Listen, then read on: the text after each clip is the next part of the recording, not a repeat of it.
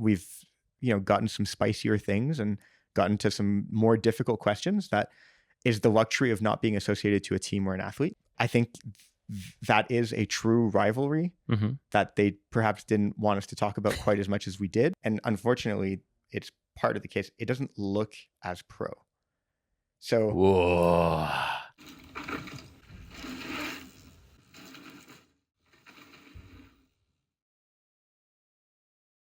Romain Dompnier, welcome to the Downtime Podcast, man, in a very special set. Stoked to be here. Yeah. Thanks for coming into the Race Tapes world. Yeah, no, I'm excited to do it. And we should get your nickname out of the way first.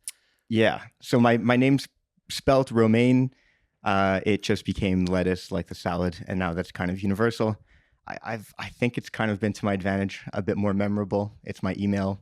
It's everything. So a lot of people know who lettuce is. Very few know who Romain Dompnier is. There we go. If it works, right? Mm-hmm. Nice. Well, we're obviously here sat in the Race Tape set, and we're going to talk about race tapes. But let's find out something about you first. I think you studied journalism at university or college. Is that right? I did, yeah. It was more out of convenience and interest rather than wanting to become a reporter. And yeah, I really loved it. It was textual mostly, so there wasn't much multimedia in what I studied, which is kind of odd considering where we are now, which is, video and I do some audio stuff. But it really, looking back, it really taught you to like research things, make things succinct, and just create, like a lot of what we do is just getting on with actually making something. Like you can think about something forever, and journalism, you don't really think about it quite as much. You just kind of like you're making stuff. And that was really fun. And the art of storytelling, I guess, is that part of that degree, or is it? Definitely. I think journalism is more about being exact than being interesting to some degree, especially how they teach it. But then if you're doing feature writing, which is the kind of stuff that I like to do, then it's really about creating a narrative. And I think it's just conveying. Generally, you're talking about something that is interesting, and it's convincing the reader or the watcher or the listener, like why is that interesting? Yeah, why should I care? Yeah, fair. And you work for a company called Boombox. So Boombox are the power behind Red Bull Race Tapes. I guess tell us a little bit about. Well, let's start off with what is Boombox, I guess. Yeah, Boombox is a production company, but a lot more.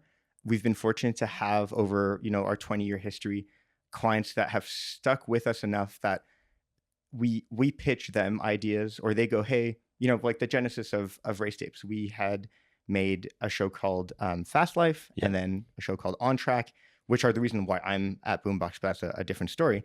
And through our relationship with Red Bull Bike, they go, well, we need a show to replace Fast Life, and what do you think it should be? So with our clients, it's been fun that we make shows together rather than, hey, you go film and edit this thing. Yeah. And you've also, you're kind of the power behind the Crankworks broadcast as well, right? As Boombox. Yeah. So Boombox does all the broadcasting, a lot of the promotional stuff for Crankworks. And I guess that's a totally different beast to Race Tapes, right? A live broadcast environment and the technology and everything is totally different. You've got cameras, but like the pressure is maybe different. The technology is different to some extent. Yeah. I mean, they're making miracles happen that have to be shown live. We have the added luxury of 4 to 6 months of editing.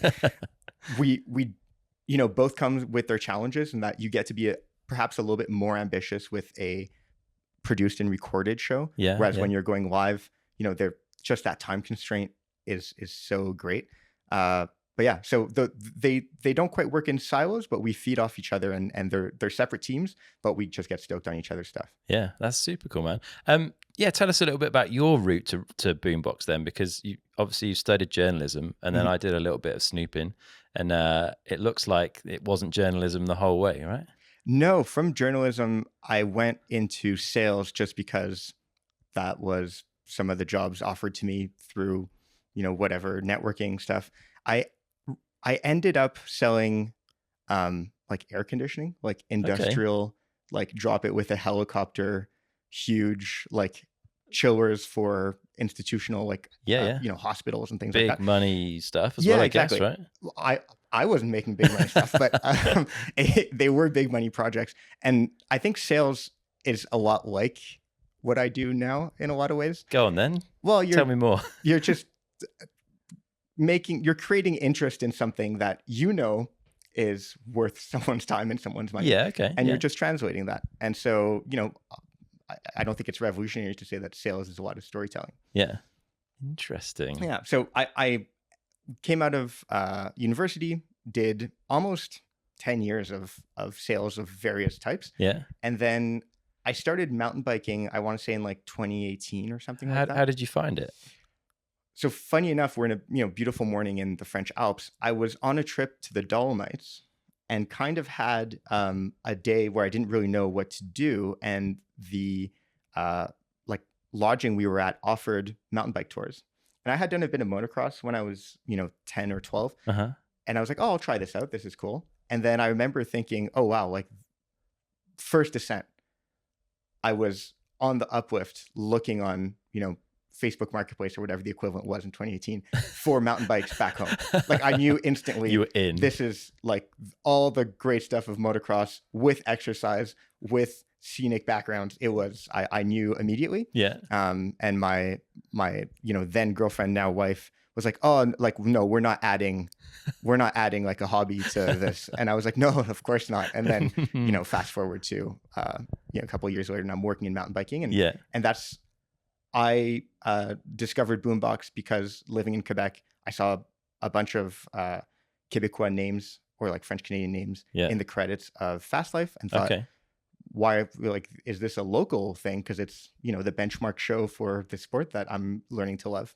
And that's how I ended up there. Amazing. So did you just like reach out, get in touch with them, or? I did reach out, get in touch. I think they didn't really have room for me at that time. But then funny enough, I was in, I think, my first enduro race, like had no clue what I was doing. And we're waiting to drop into a stage. And the gentleman in front of me has Boombox socks. And so I asked him, I didn't know Boombox made merch. Like, are you involved like in the company? Yeah. And his mate in front of him started laughing, and he goes, oh, I'm TJ Walker. Like I started and owned Boombox. I'm the boss. Yeah, exactly. And so, probably a month later, through LinkedIn, I get a message like, hey, do you want to go have a coffee? Because we had chatted about, what the latest season of On Track was. And I kind of, it's funny, I didn't know he was from Boombox, and we were talking about like this content that he was, instrumental in. And so I think he saw that I maybe had an eye, or at least an opinion on what was happening with his content. So that's amazing that the sport brought you into your 100%. Your job, right? Yeah. And I'm guessing it was maybe a slightly more fun work day than selling aircon units. Yeah. No offense to aircon fans out there, but good pun there. I used to wear a suit to work for 5 years. Yeah. And then you get to Boombox, and it's like whatever quip and like whatever pranks you want to play. Like that's why everyone's at Boombox. Yeah. And it kind of brings us to race tapes too, because it's like, well, what's the craziest thing we can do with a show? Like, what will they allow us to do? And there's definitely some fun. Yeah, we'll talk about that for sure, man. So what's your role? Explain like your official title, and then what that means in reality on the ground. Yeah. So my title is producer. Mm-hmm. That means just about nothing, because it varies so greatly. Like I carry bags for camera people. Yeah. I personally don't know how to operate a camera. Okay.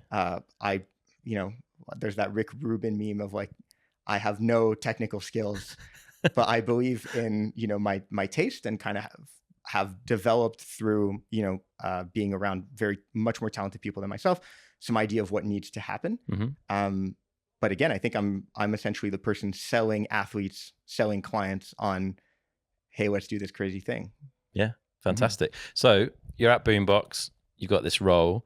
How do Red Bull get involved in the first place with Boombox into mountain biking? Like, what's the story of where Fast Life and all the original kind of stuff came from On Track? And that's before my time. Okay.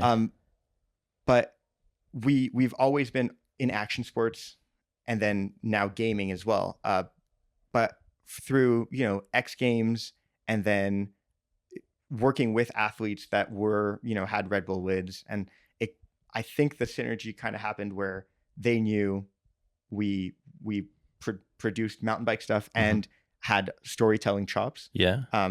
And that's what Red Bull wanted. And now we're kind of working with Red Bull for, with a lot of things throughout their ecosystem. Cool. And it's been going for a while in the mountain bike side of things.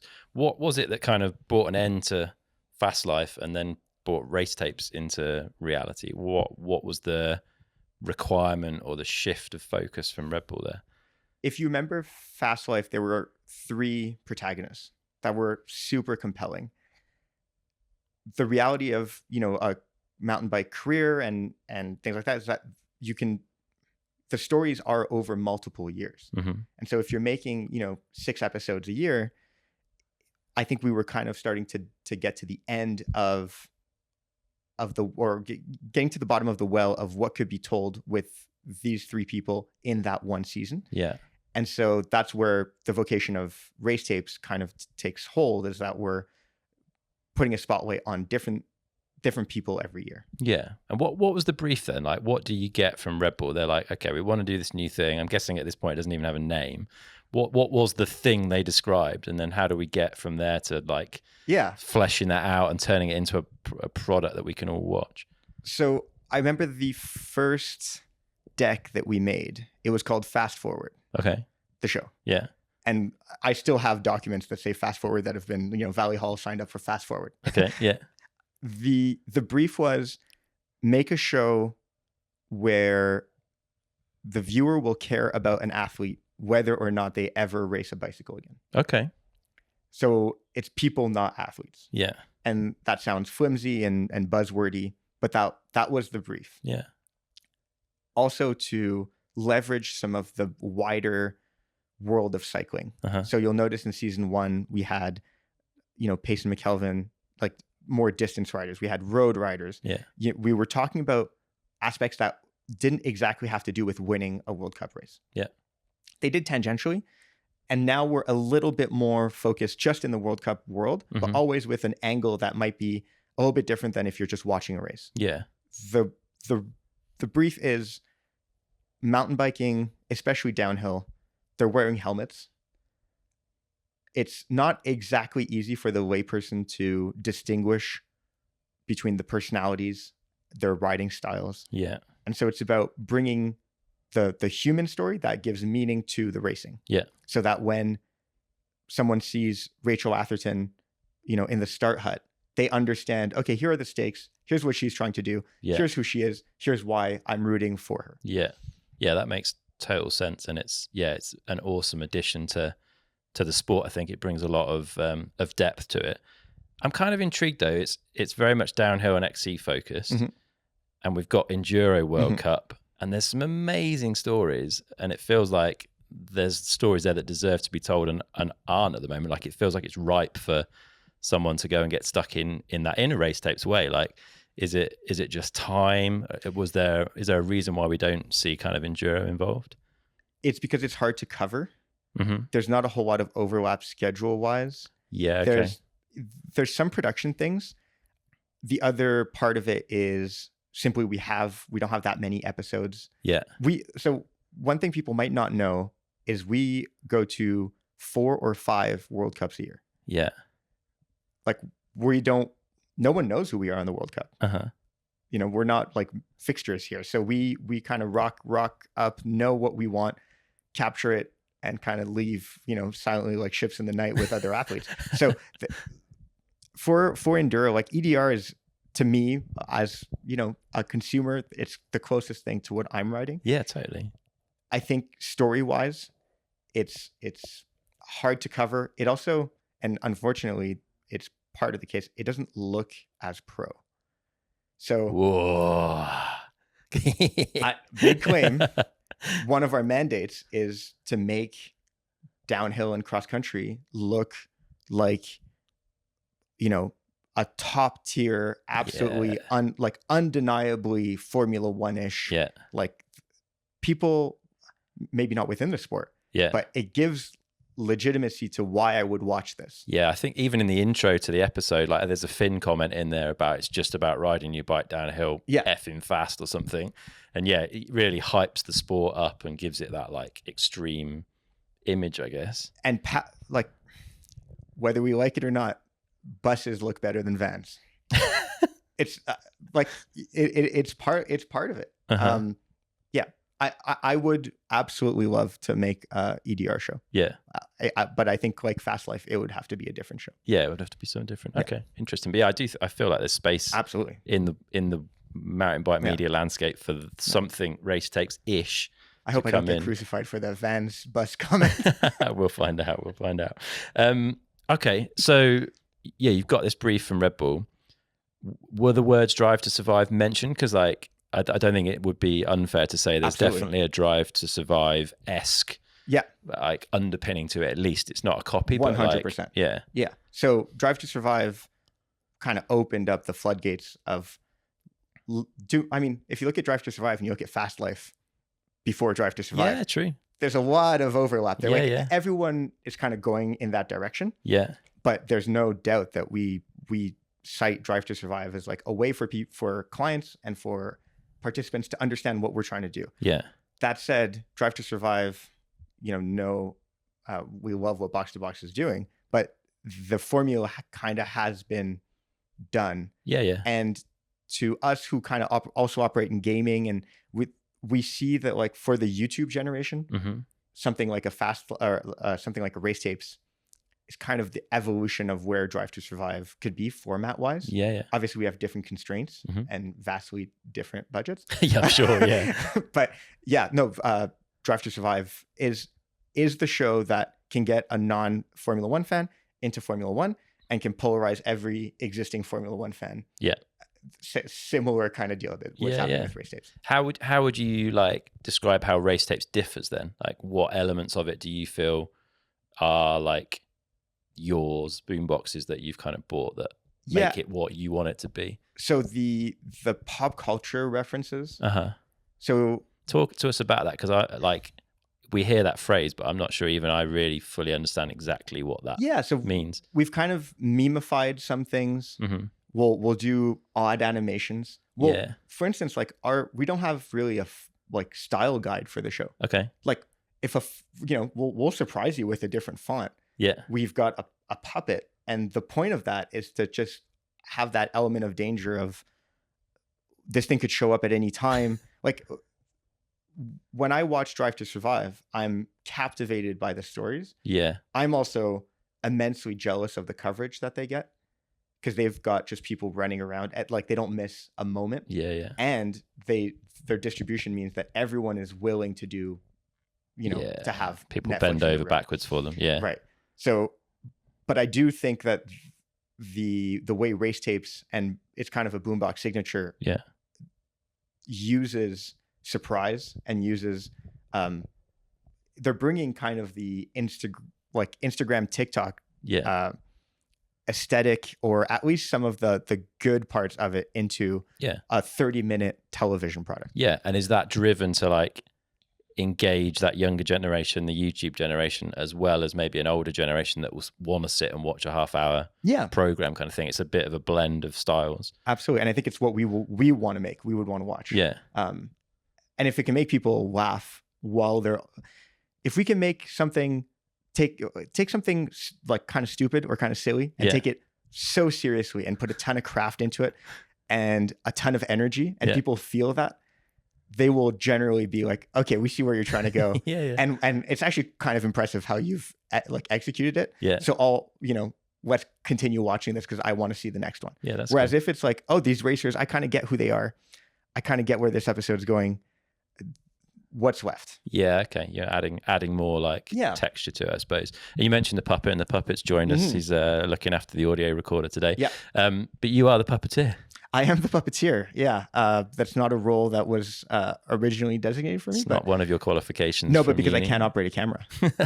So you have to do the puppet. Well, yeah. If we're in a room with 4 guys, 3 of them need to be operating cameras or lights, and I'm the kind of useless one. Okay. Yeah. Tell us about the green suit.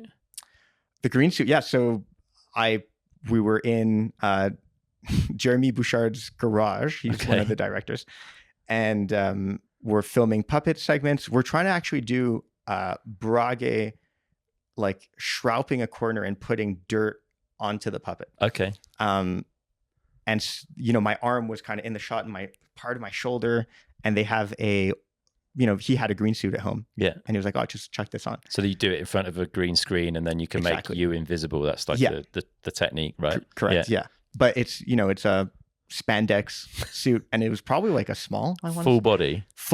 Oh, like including the shoes, right? So, and you can zip it up to where there's maybe 4 inches, like nose to brow is kind of the opening that was there. And people found that quite funny, and I generally try to make fun of myself as well. Lucky man. We I've always enjoyed Drive to Survive. Like I've been an F1 fan for a long time, and I really like what that's brought to the sport. And I've always wondered, how the hell do they work out what the stories are going to be so that when the story evolves throughout the season, they've got all the footage they need? And obviously you're doing a similar thing with race tapes, right?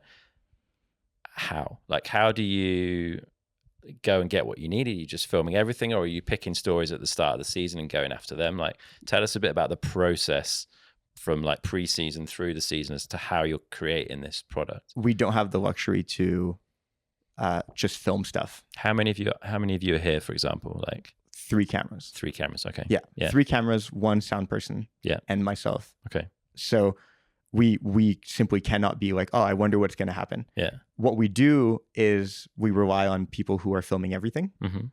So just, shout out to Kubik Zelu, like Sleeper. Yeah.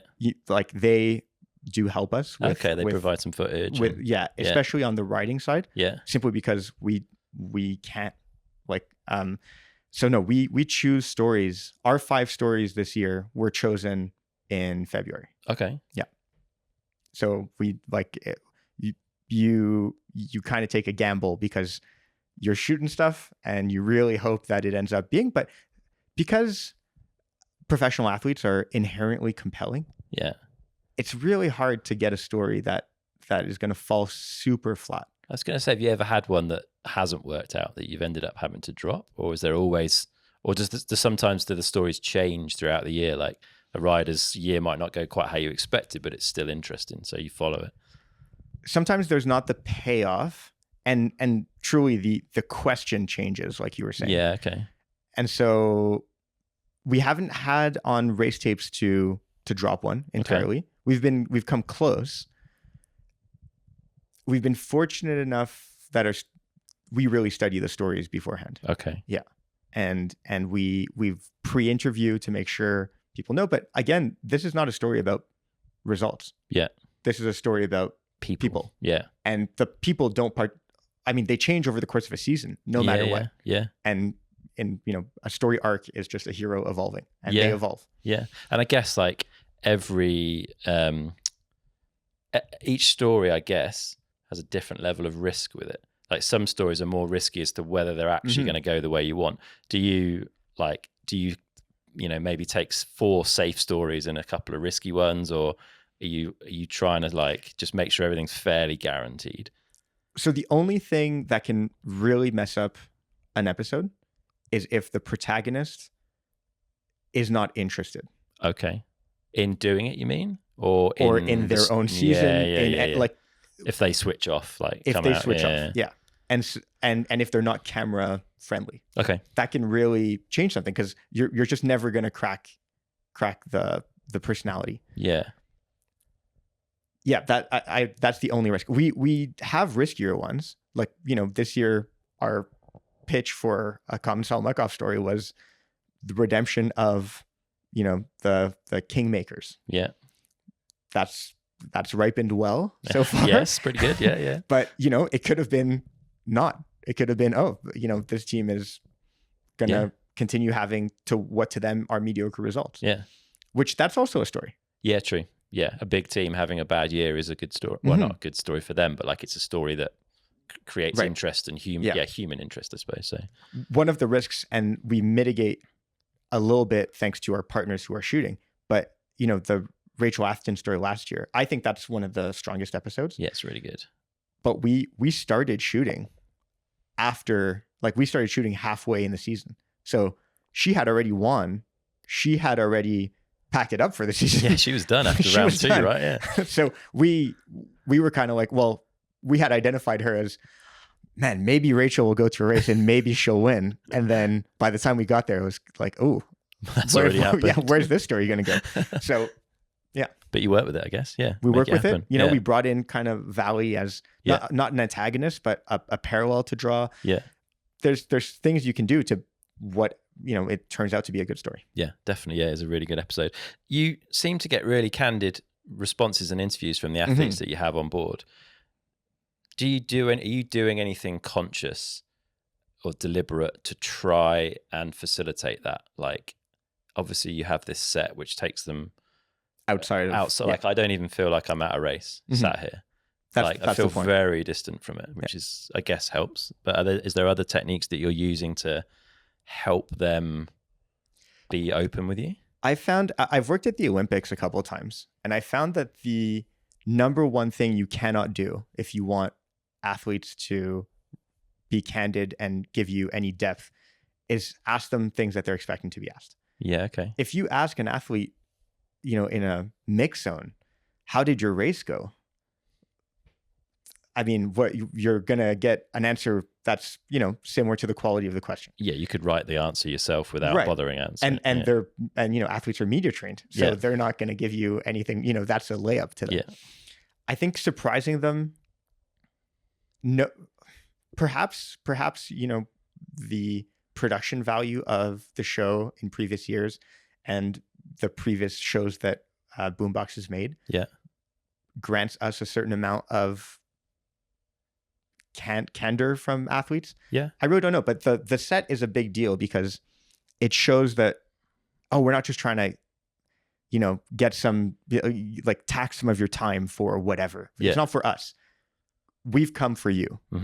And I think when people know that we're doing it for, like, we're telling a real story about them, we've come with a plane, you know, this chair moves throughout the world. Like, a lot of effort has been like mobilized in order to get their story. I think that kind of signals maybe implicitly that, like, you should probably give us a real story. Yeah. And I guess, and not exclusively, I'm guessing you're not locked into Red Bull athletes for the series, but a lot of the athletes, I mean, because there are a lot of them that are Red Bull sponsored anyway at these races, like, they know it's a Red Bull project. Yeah. They know they're a Red Bull athlete. I guess there's also that, like, in their heads, like, okay, like, this is one of my biggest sponsors. Yeah. I need to deliver here. Like, I think so. I think they know this is kind of like the biggest mountain bike show that Red Bull makes also. Yeah. So it would be worth their time.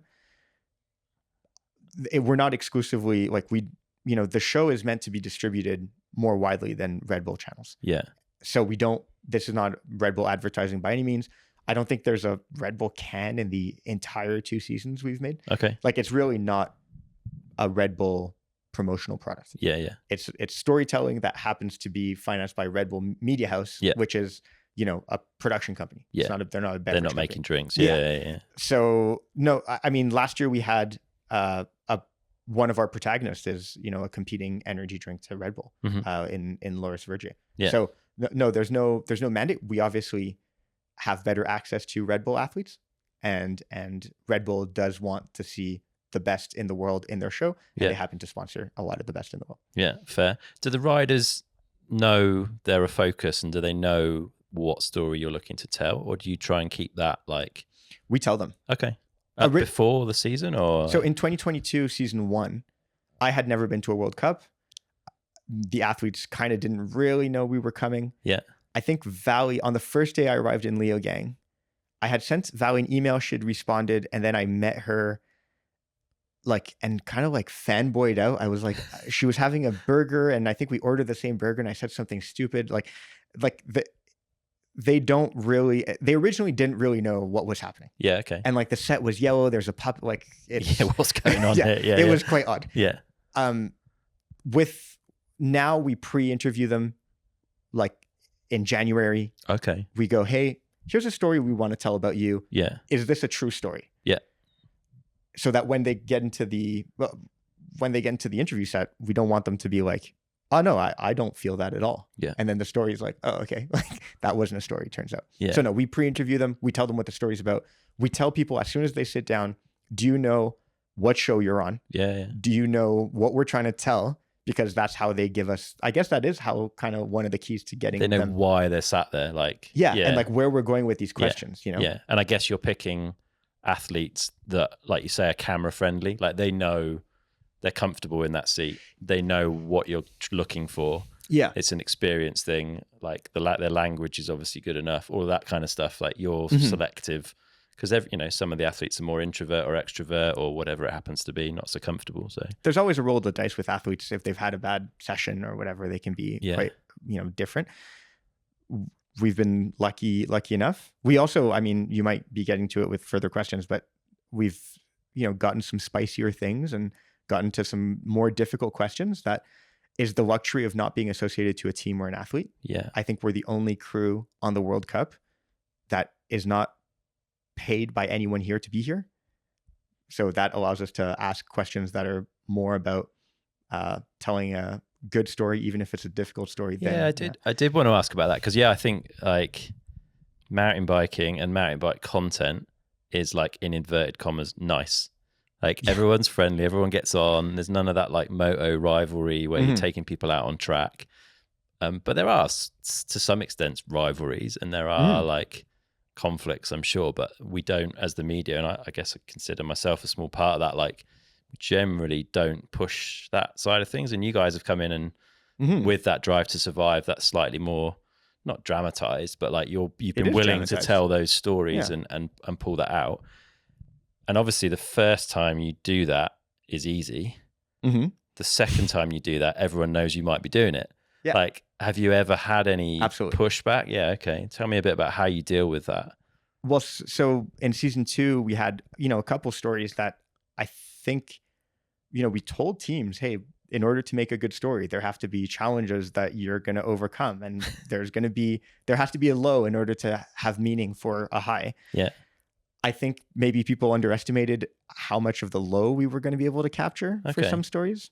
I think for other stories, you know, to name, you know, the Matthias and Nino story, I think that is a true rivalry that they perhaps didn't want us to talk about quite as much as we did. Yeah. And I think that's fair of them if you're in the World Cup orbit. Yeah.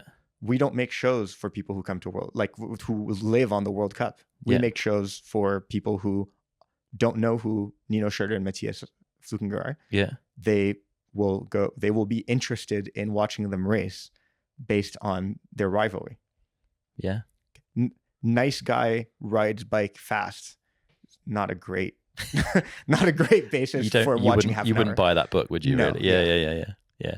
So do you ever worry that like your access gets constrained as a result of things like that? So if you upset someone or if people are like, I'm not sure I want to go on race tapes because they might make me look bad or they might show this, like, does that ever no one's said no so far. Okay. I think they trust that we're trying to tell a story that's true. Yeah. And that we're going to put care into it. Yeah. No one said no. I think it's because they know that we're giving them a fair bit of exposure. I was going to say the distribution numbers for this must be pretty big. Yeah, I mean, so the distribution, I think by the time this comes out, there'll be some news on where Race Tapes is available. Yeah. We're hoping, like, Drive to Survive, the first season, you'll notice that the two biggest teams, or, you know, Ferrari and Mercedes, aren't in the show. Yeah. And that changes pretty quickly, right? Because they go, why do we need to do this? Yeah. And then they realize, okay, this is where this is going. Yeah. And we might look, you know, like assholes when we're assholes, but we're going to look like heroes when we're heroes. Yeah. And the world will be watching. Yeah. I'm not sure it's fair to say that the world will be watching for our show. No, but probably the biggest numbers in any mountain bike content, maybe. I really don't know. Okay. Yeah. Okay. But hopefully the distribution and enough people will have seen it rather than heard of it to trust us. Yeah. Yeah. That's cool. And I guess, again, like Red Bull's such an integral part of the sport. They support so many athletes. Like having Red Bull as the backing for it and the name behind it also helps. Like I think you can maybe get away with a bit more. Yeah, for sure. Than that. Has anyone come to you upset like after watching it and been like, I don't really like the way you've shown me here? You don't need to name names. I'm just wondering if you've ever had that like feedback. Everyone has said that a lot of people have said that it was spicier than they thought, but that in the end, it was super different than anything they had been in. Yeah. And that it was more like story. In balance, it was worth it kind of thing. Exactly. Right? Yeah. And I think you do a really good job of almost lightening the mood. You use the humor, you use the puppet. So like at the height of the tension in the episodes, quite often there's some humor thrown in that just takes it down a notch and just takes the edge off. And I think that probably helps as well. Yeah, I think that's another thing that we do differently. Not being mountain bike insiders per se, or World Cup, like we're not media squids. Okay. But we don't try to over dramatize things. I think there are people who, in order to try to make something feel interesting or dramatic, there will be the Hans Zimmer like organ big stabs. Like we're hoping that what we're filming kind of speaks for itself and that we can diffuse the tension. And that's like, comedy and storytelling. It's all that. It's building up tension and then diffusing it Releasing in a very unexpected way. Yeah. And I think that's what we're trying to do with some of the humor and weirdness. Yeah. It works, man. Have you ever felt awkward whilst recording? Like, I guess you're not the man with the camera often, but like, I can imagine some of the bits that I've seen, the person behind the camera must have been like, or have you ever been asked to leave a pit or? We do get asked to leave based on just there's strategy or conversations. Like, I'm sure there's contract negotiations happening when we're around and we're not privy to those. That's fair. We also don't film partying. Okay. That's like, what goes on tour stays on tour sort of thing. Yeah. With that, and we also aren't invited to them. So, yeah, fair. Okay. But like if an athlete wins, we follow them to the pits when they open the champagne and then we leave. Okay. So we're kind of giving them their space. I'm generally the person who's facilitating the camera person getting into a space. Okay. Or there, and that's where we kind of make the call about if that is a reasonable thing to film. We're generally trying to film as much as as much of the intimate stuff as we can. Yeah, which is cool. That's what we want to see, and that's what exactly. Drive to Survive bought, was stuff that we'd never seen before. Yeah, and you're doing that for World Cups, which is cool. I rewatched some of the episodes last night in research mode. One of the ones I rewatched was Jackson and Greg from last season, which is a super good story. But you use a technique in that I really like, that I first saw in the Defiant Ones documentary about Dre and Jimmy Iovine, where you like record an interview with one and then show the reaction of the other person watching that interview. Like, is that a technique that you enjoyed? Do you like the result of that? Will we see more of that? Because I think it's just super cool seeing someone watch someone else talk about them, and it worked really well with that pairing, obviously. But you could also, I guess, use that in a more controversial sort of setting. Yeah, when it's positive, it's super fun to do. Yeah. One thing that we try not to do is like, people don't like speaking about others, out of school or out of turn. So generally we talk about trends. We talk about like impersonal things or impersonal things. I wouldn't interview someone else and go, so, Chris Hall said this about you. What's your reaction to that? Do you think? Like, that's gossipy, Yeah. The reaction though is always fun when it's positive. Yeah. So yeah, no, I think that's a tool that we'll probably end up using again, or at least, we've done interviews with two people in the set. Okay. Not much of those end up in the show. Yeah. But yeah, things like that, people are always drawn to humans talking for real and reacting to each other. Like, we're doing a podcast. Podcasts have exploded because you get the magic of social interaction, whereas looking into a camera is much harder to get. Yeah, very different thing. So you've got your storylines. You've been to 4 or 5 World Cups throughout the season. This is our 3rd. Yeah, you've got endless hours of footage, I guess, by the end of it, because there's everything you filmed. You're pulling in footage, like you say, from Sleeper and various other people in the scene. Where the hell do you go from there? Like, and are you already starting to do this? Like, how are you organizing that footage? How are you putting these episodes together? Because I'm guessing you've got way more than the 6 times half hours worth of footage that you end up putting out. Yeah.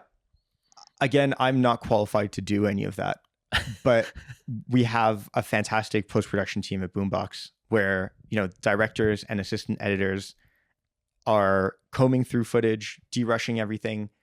What's derushing? Derushing. So derushing is when you would get a rush, it's kind of everything we filmed. Okay. And then you're sorting it into essentially bins, right? Okay. So you've got this conveyor belt of stuff that has audio and video in it, and you're kind of going, okay, well, someone's briefed me that we've got an episode about this. Here are the faces that go in this bin, and things like that. So you just start with making huge bins. So you have like a bin for each episode, maybe, or like multiple bins per episode, like. Yeah, exactly. So we're doing a story with Miriam. You have the Miriam racing bin. You have the Miriam in the pits bin. You have essentially when an editor gets a treatment or a paper edit, they can kind of go, oh, I'll look through the best of that and place it. I'll look through the best of that and place it, rather than just shot in the dark. And as the story evolves, we also know, oh, hey, our initial situation is this, our crescendo is this, our resolution is this. Okay. We're not writing stories anymore in the edit room. Yeah. Okay. So that structure is clear, and then you can create from that. The process must be very time consuming though. Very well. You'll notice it doesn't come out straight after the last race of the season. Yeah. And that's why, like more power to anyone who's on the World Cup delivering things that day. Yeah. Super impressive. We deliver things, we're at the end of the year is pretty much when our episodes, like end of the calendar year is when our episodes are pretty final. Yeah. Huge amount. But you must end up with stuff that is good, but still doesn't make the cut though, right? How do you? Oh my God. Yeah. That's the worst. I haven't been doing this for that long, especially considering the people who are very skilled that I work with. Yeah. I really struggle with being on site, having an idea, moving mountain and earth to get an athlete to do something crazy. Mm-hmm. And then in service of keeping the story better, you have to go, oh, no. I mean, we have a scene in the Nino and Matthias episode last year. Yeah. Where we recreated the Big Short. Have you ever seen that Brian McKay movie? The film, is that about the financial crisis? Yeah, I have, yeah. So there's a Margot Robbie scene where she's in a bath and it's kind of like a cutaway and she's explaining what like mortgage bond derivatives are or whatever. Yeah. And it's kind of like, here's some math. And we don't do math in movies. So we had the same thing with Matthias if he could win the overall. Okay. So we filmed a puppet in a bath drinking champagne, like crazy stuff. Yeah. That that's not. It just didn't make it. It just didn't make it. It's Justin Lozelle, the director this season, says like, you got to learn how to kill your babies. Like it's really, really, really hard. When you've put time and money into that, right? Like to create all of that. And the reality, like that's also something that we're getting flack for in this show is like, how could you, like, why did you choose to show that? And it truly is because the episode is better. We're not just like, here's the spiciest stuff. Well, let's put it in because we've got spicier stuff. Like, we really do. So, yeah. Talk to us about tailoring for the audience then, because there isn't a lot of maths and a lot of tech going into this, but somehow I feel like anyway, you've created a product that appeals to the super fan, I guess, like people like me, but it also works for people that aren't. You could have never seen mountain biking and you could watch one of these stories and it would make sense and you'd understand it. Like, what goes into creating something that works on so many levels? Well, first of all, that's a great compliment you're paying to the Race Tapes team, because that's definitely what almost all of our conversations are about. It's like, if I've never seen a mountain bike, do I understand this? And as a mountain bike fan, does this get me excited? Yeah. Really in hard balance. That's where also we can kind of like go highbrow, lowbrow, or high tech, low tech. We don't, to some degree, like that Drive to Survive model, they don't talk a lot about aerodynamics and, like there's not a lot of regenerative braking talk in Drive to Survive. There isn't. I think again, that's where these are human stories. Even if you love mountain bikes, you probably don't know parts of this human story that we're telling. Yeah. And so it'll stay captivating because you'll feel like, oh, I know that's the, Commensal Supreme V5. Yeah. Yeah. But, but the story of the person writing it is like, it's adding to your existing knowledge, but it's also the knowledge that can just be the base for someone else. Yeah. And you've not even really used narration in the episodes, which is to create a story narrative, like an arc throughout it. Without that, surely you're making your life harder. Why? So we have, it's not narration, but we have a voiceover for the puppet. Yes, which sounds like Josh Carlson, by the way. It's not. It's a gentleman called MJ Dorning, who's Australian. We decided not to go with a narrator just because it's different than Fast Life. Yeah. It's also hard. It's a challenge. Yeah. Show, don't tell is a big part of like anything we do in Boombox. Is if you're able to show it, a picture is worth 1,000 words. And if you can shoot at 25 frames per second, like you will never narrate your way better into like that story. Yeah. But not easy to do. But I guess the final product, like we were talking about it, I think while we're having coffee before we hit record, you want people to almost be able to watch on mute or like miss a bit and still be able to follow the story. So yeah, that's really tough for me coming from written word. From a journalism side. Yeah. And where people, like, when you read, you absorb every word, unless you're falling asleep and then entire pages kind of disappear. But for me, I'm like, oh, well, they already said this. Yeah. And in the edit room, they'll be like, oh, we have to show this point like 3 or 4 times before anyone even has a hint that this is happening. So yeah, we try to make a show that you can determine, oh, this is the hero. This is what's happening. This is the win. This is the loss moment. This is the like spouse crying without even hearing. Yeah. And so I think that's the evolution in Boombox's storytelling craft, is being able to hit those marks that, like, if you're a screenwriter or if you're like a Hollywood movie director, those are a lot of the things that you're thinking about, is like, how do I implicitly show, hey, it's Ludenviel, something bad's going to happen. Here's, the lightning storm. Yeah. Yeah. Tapping into psychology of humans that, like, we understand now that something bad's about to happen. And there's only X amount of story arcs. So we actually they're all programmed in our brain. Yeah. We're just kind of showing you through the episode, hey, here's this like formula, that you already know. Interesting, man. So season 1 to season 2 was a big leap up. I think you did 6 episodes in both, but it was like 15 minutes, much more like a bite-sized thing. And now it feels like a TV program kind of thing. Was that a direction from Red Bull? Do we continue on that trajectory? Are we at 45 minutes for season 3? What's the plan? We're lucky to be in the internet age where we don't have a super strict time code. Yeah. That was on Red Bull's part. I think they saw the potential of season 1 and said, oh, this might be the formula that will be the definitive mountain bike racing show. Yeah. And I think they've kind of placed that bet, hopefully successfully. Yeah. We're not going longer for this year. Yeah.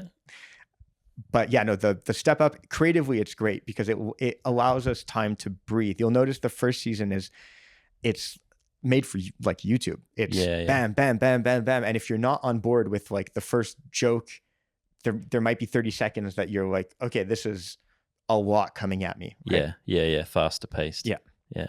And so season 2's out. It's been out for a good while. Yeah. Favorite moments for you? Like, what are the highlights that came out of that series? Filming or watching? Let's do both, because I'm intrigued as to whether they're different. Yeah.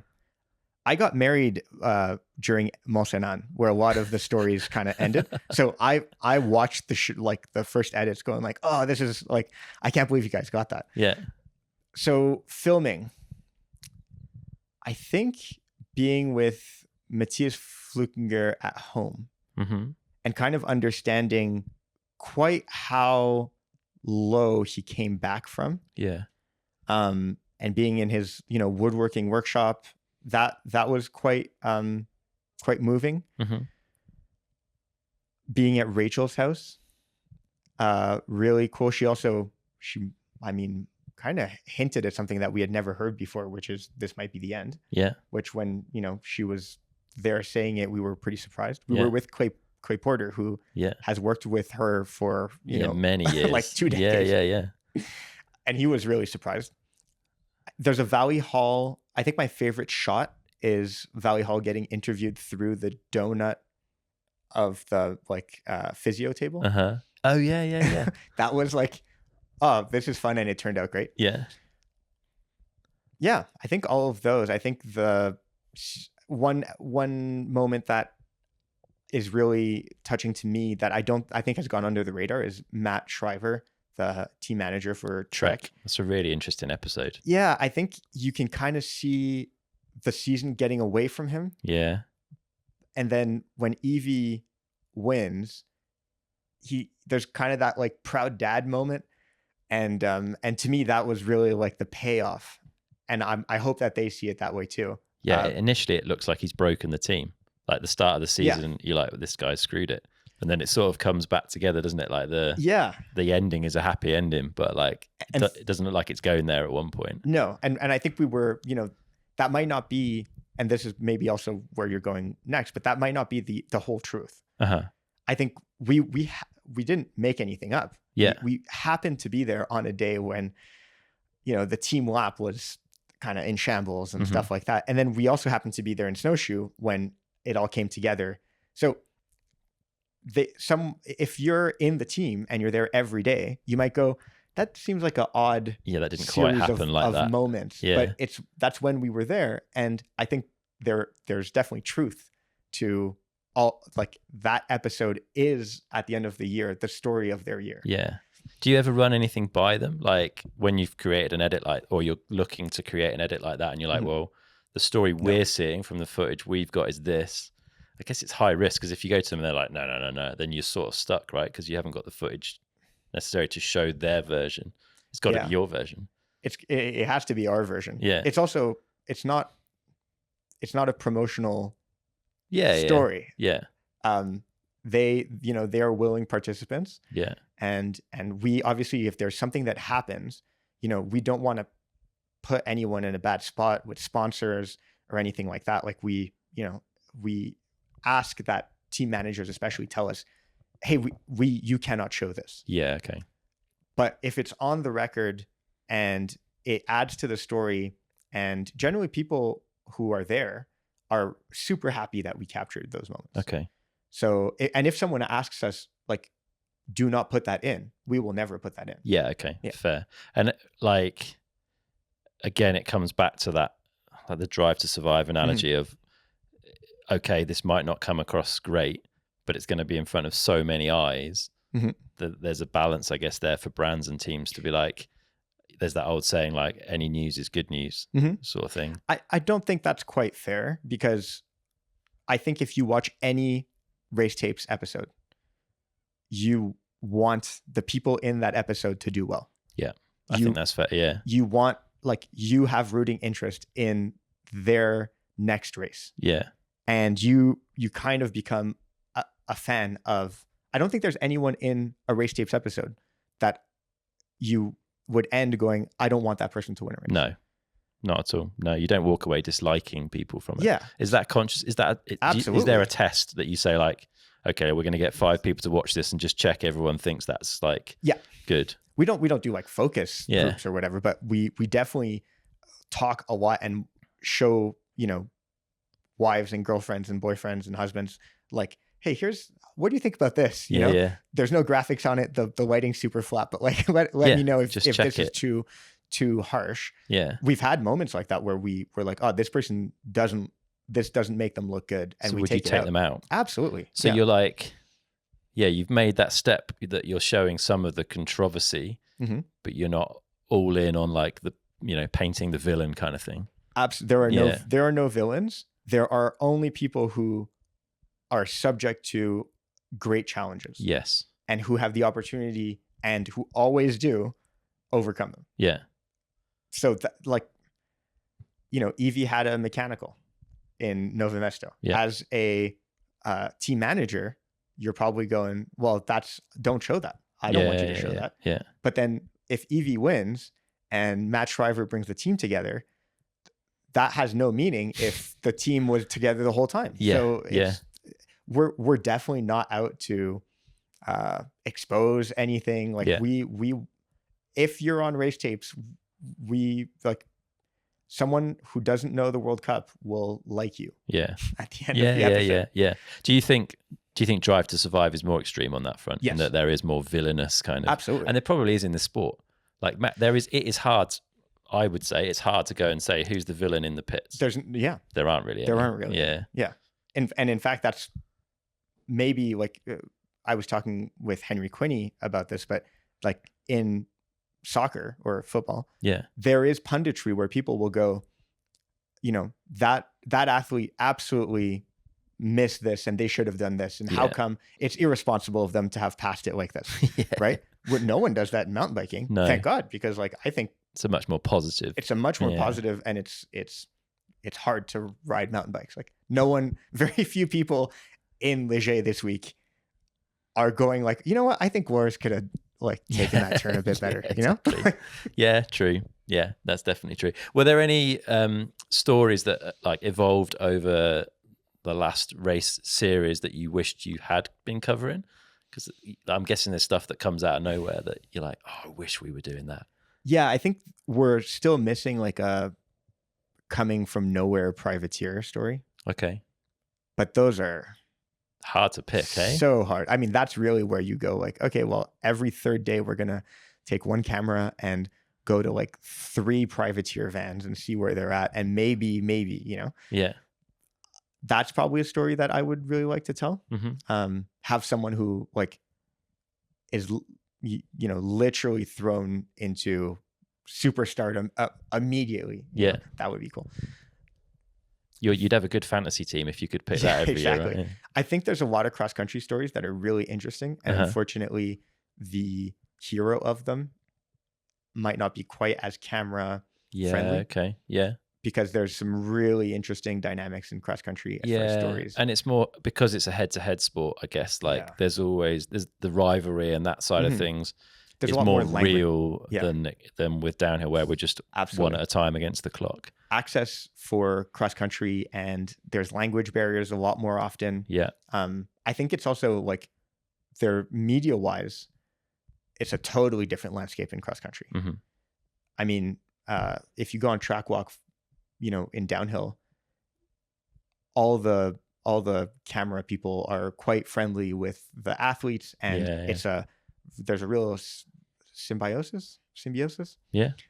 They work together. They know that they rely on each other. Yeah, the riders know where the photographers are. They know in a practice lap they'll throw a nice shape. And it's cross country is quite different. In that like they don't have, you know, a promotional kind of like, I want my great riding. Yes. And they also they don't come from, it's not, I guess it is an extreme sport, but downhill like video edits are integral to the culture of the sport, right? Like but not for cross country. Yeah. And so I think that the cultures are quite different. So they don't quite give us the access, and the stories and the people don't quite fit as much with our production. Not as easy to cover in a race tapes style. Yeah. I do think that race tapes has brought like crossover fandom. Okay. And Fast Life did too. That like you come for a Greg Minnaar story, and the next thing you see is a Trek Factory Racing story. Yeah. And maybe, you know, that wasn't quite on your radar. Yeah, true. Yeah, it's that. Yeah, keeping like all bikes are good and getting everyone to kind of be interested in the whole thing. So season 3 is like you're halfway through, I guess, or a bit more than halfway through the season. Are you able? You've already mentioned that you're covering a story on Miriam and around the Commensal team on like comeback, I guess, of the Kings. Any more that you can tease us with for this year from the downhill side? So maybe how about this? I won't name any teams, but I'll give you the story arc. Okay. And maybe people can work it out. Yeah, exactly. So we've got in cross country an American athlete and a brand from, you know, the wrong side of the mountain bike spectrum who you know, transcend kind of the cliquey or the I'm on the elite brand, and, you know, end up becoming an elite team. Okay. And through that doubt, they're undeniably a World Cup winning brand and a World Cup winning rider. Okay, nice.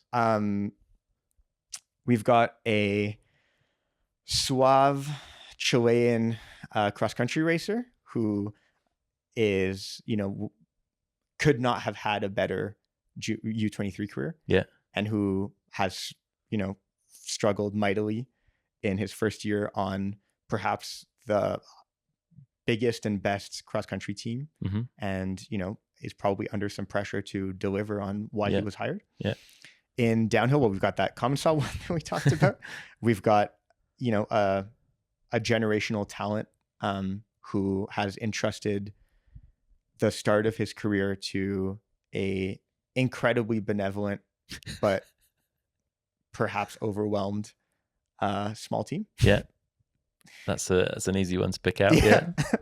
And then we've got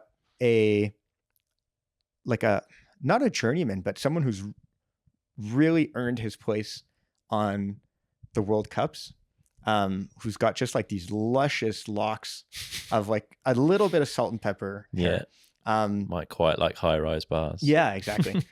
who steps out of kind of more friend and mentorship team and umbrella to becoming perhaps, the big man on a big team. Yeah. And who needs to also step up to the big man with the big results. And it's been absolutely fascinating watching that one. Yeah, I think that I can one, imagine. Like that story has ripened just beautifully to where there's super highs, super lows, and I can't wait to see. And neither of us know what the end of that's going to be, which is that's the fun super exciting. Yeah. All of our stories, we don't really know where the ends are going, which is really cool. Yeah. Yeah. That is very cool. We should start wrapping up. A couple of quick things. Yeah. How has being involved in the mountain bike world in the way that you are? I know you say you're an outsider, but the more time you spend here, the less that's the case, right? I think it's the same. I feel similarly. I still feel like I'm on the outside, but I sort of feel more welcome every World Cup that I go to. How's it changed your own riding, like your own experience now that it's sort of also part of your work? Aggressive bike envy is like the first one. When you own what you think is a dream bike at home, and then you hang out in pro mountain bike pits, you kind of go back and it's really sad because they're dream bikes. Like I ride a bike that if 5 years ago you would have said that's your bike, I'd be like, no way. Yeah. And now I'm like, there's not quite enough Kashima maybe on this thing. So that's the first one. But appreciation for how gnarly the tracks are. Yeah. I think that's like it. Unless you go to, we try. Everyone's trying to show how crazy it is. I don't think it's possible. Like these are insane tracks. Yeah, you have to see it in the flesh, I think, to realize. And in cross country, I think it's just how fast they're going. Yeah.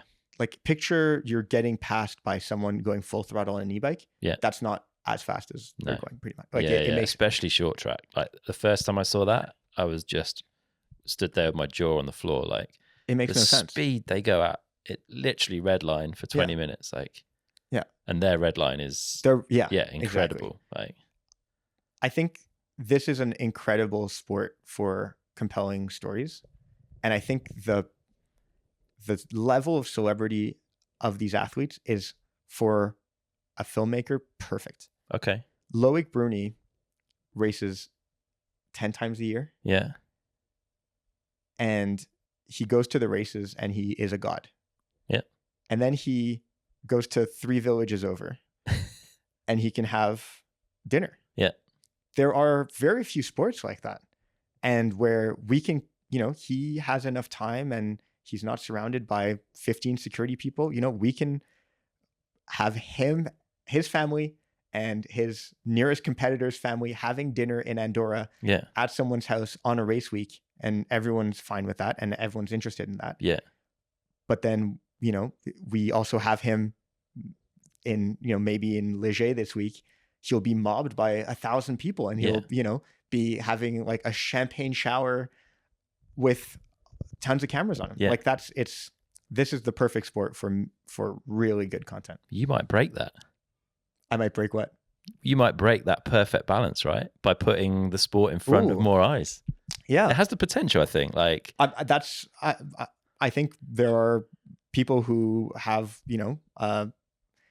like there are detractors to a show like this existing, and I think it's somewhat valid. But I mean, I hope it brings more to the sport than it takes away. Oh, for sure. I think it will. It does. And it's inevitable. I think every successful sport will follow a trajectory, and it will become more in the public eye, and it will become more popular, and it will become more niche and elite at the top, and like we'll still all ride bikes and have fun. So this isn't surfing. Like it's not a zero-sum game, mountain biking.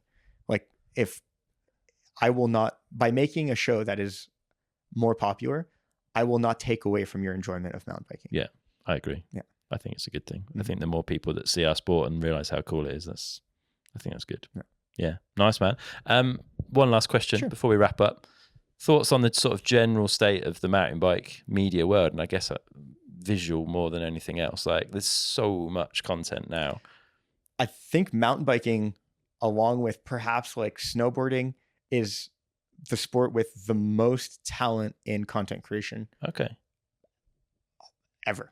Okay. maybe not historically ever. Yeah. But right now, I don't. Granted, I'm siloed in action sports, but I don't see,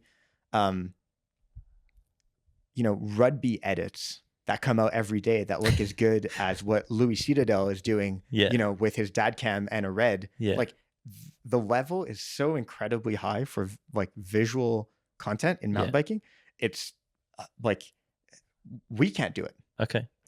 Boombox does not shoot a lot of like we've never made a shred it. Yeah. We're here to do quite a specific thing. Mm-hmm. As fans, it's like it's so good. What's the amount of content and the amount of absolutely great content that just makes you want to ride bikes. Yeah. And hopefully we kind of slot in behind that of like, what's the meaning behind all of this amazing talent and all these amazing images. Yeah, and hopefully you send more eyes to all of that stuff as well, right? Because you'll bring people in that like, this is cool, I want to know more, and you find you Sleeper Shredder and Louis' work and and understanding for it. Yeah. Like, why is this so impressive? Yeah, true. Yeah, nice. Well, man, it's been super interesting. I love what you're doing. Like, it's really cool to have this like additional insight and this human side to the sport because, I've been lucky enough to talk to a lot of the riders over the years, and there are some amazing stories and wicked characters. So having that and also being playful with it and being willing to just maybe show some stuff that others aren't and getting that access is really cool. So thanks for everything that Boombox and Red Bull bring through race tapes. I'm very excited to see this season's work. If people want to go catch up, because there's I guess 12 episodes of race tapes existing if they've Red Bull not watched TV it. Is the prime spot to watch it wherever you are in the world. So it'll be just race tapes. And you can watch them sequentially or not. Yeah. They all kind of, there's not you don't need to watch them as a series. You can pick and choose. Yeah. But I mean, it's reciprocal too. We get a lot of our kind of deeper insights and some story sparks from interviews on Downtime. Oh, thank you. And so, and I mean, perhaps like, maybe we'll come to you to see what some of our next stories could be. Oh, interesting.